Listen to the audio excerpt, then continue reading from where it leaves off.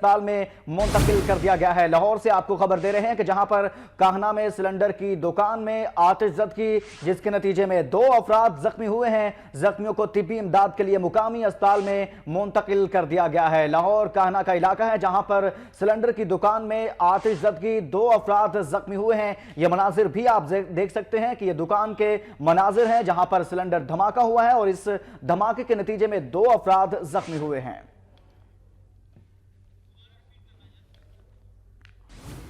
لاہور کے علاقے کاہنہ سے آپ کو خبر دے رہے ہیں کہ جہاں پر سلنڈر دھماکہ ہوا ہے، 2 افراد زخمی ہوئے ہیں، آتش زدگی ہوئی ہے اور زخمیوں کو طبی امداد کے لیے مقامی اسپتال میں منتقل کیا جا رہا ہے۔ تازہ ترین اطلاعات کے مطابق 1 افراد کے جاں بحق ہونے کی اطلاعات بھی موصول ہو رہی ہیں۔ لاہور کا علاقہ ہے کاہنہ جہاں پر یہ واقعہ پیش آیا ہے، سلنڈر کے پھٹنے کا، آتش زدگی ہوئی دکان میں اور اس کے نتیجے میں 2 افراد زخمی ہوئے تھے اور ان میں سے 1 افراد جاں بحق ہو گیا ہے، دم توڑ گیا ہے اسپتال میں۔